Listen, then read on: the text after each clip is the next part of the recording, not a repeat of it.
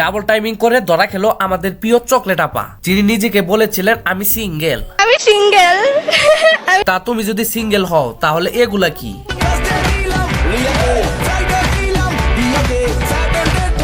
আমি সিঙ্গেল এই কথাটা বলার পরে কি তোমার প্রেম করাটা কি ঠিক হয়েছে?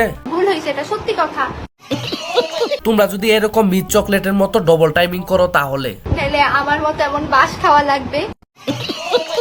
জীবনে একটা প্রথম মানুষ দেখলাম যে বাস খাওয়ার পরে বলে আমি বাস খেয়েছি। আমি বিশ্বাস করি না।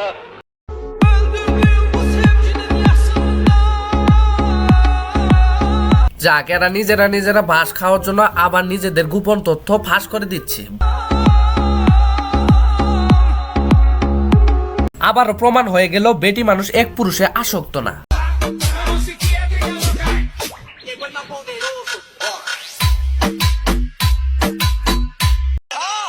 বিয়ের সময় ছেলের হাত ধোয়াচ্ছে তার শ্বশুর বাড়িরা, আর যেইভাবে হাত পরিষ্কার করতেছে গোসলটা আবার বাদ থাকে কেন? গোসলের কাজটাও সেরে ফেলেন।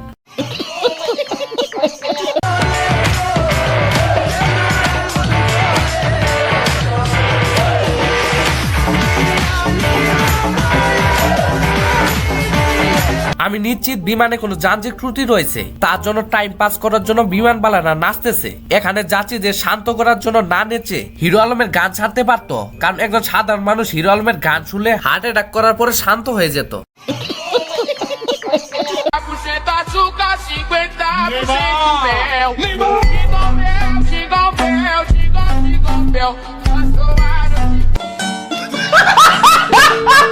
চাচির নাচ দেখে তো চাচা পুরাই ফিদা হয়ে যাবে।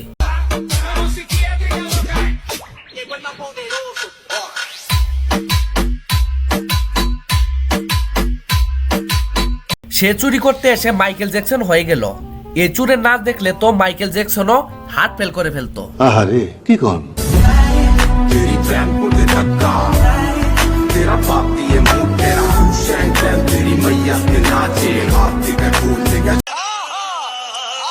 জীবনে বহুত ডান্সার দেখেছি, কিন্তু এর মতো টয়লেট ডান্সার আমি আমার জীবনে দেখি নাই। কেউ আবার আছেন নাকি এর মতো টয়লেট ডান্সার? থাকলে কমেন্টে সাড়া দিয়ে যাবেন।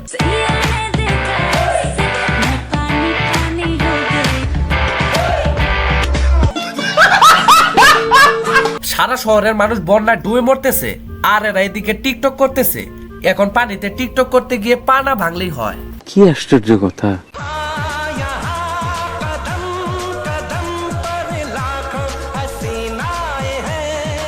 পড়াশোনার পাশাপাশি যদি বাচ্চাদের এরকম ভাবে বিনোদন দেওয়া হয়, তাহলে বাচ্চারা প্রতিদিন আনন্দের সাথে ক্লাস করতে যাবে। তার সাথে সাথে কোরআন শিক্ষাটা দেওয়া উচিত। আমার ৭১ মহান স্বাধীনতা যুদ্ধে ৯ মাস রক্তক্ষয়ী যুদ্ধে না খেয়ে না দে পেটে সবুরের পাথরে বেঁধে সেদিন যুদ্ধ করেছিলাম।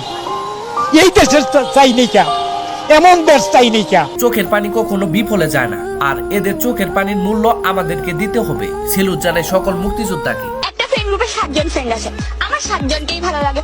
এখন আমি একটা আইডি থেকে যদি 7 জনের সাথে কথা বলি, তাহলে ব্যাপারটা হবে আমার সাথে কেউই কথা বলবে। তাই আমি 7টা আইডি খুলে 7 জনের সাথে কথা বলতে পারবো। বোন, তুমি হয়তো জানো না, সাচ্চা ইঁদুর যদি একদিনে একটা গর্তে ঢুকে যায় তারপর কি অবস্থা হবে তা ভেবে দেখেছ?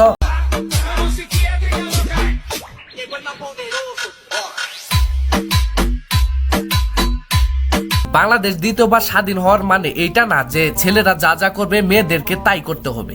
এখন ছেলেদের মতো লুঙ্গি পরে রাস্তায় না বের হলেই হয়। হ্যালো গাইস, এই ভিডিওটা সম্পূর্ণ দেখার জন্য আপনাদের সবাইকে ধন্যবাদ। আর এইরকম ধরনের ভিডিও দেখার জন্য আমার চ্যানেলটিকে সাবস্ক্রাইব করে রাখবেন। আর পরবর্তী ভিডিও দেখার জন্য ভালো থাকুন, সুস্থ থাকুন, ধন্যবাদ।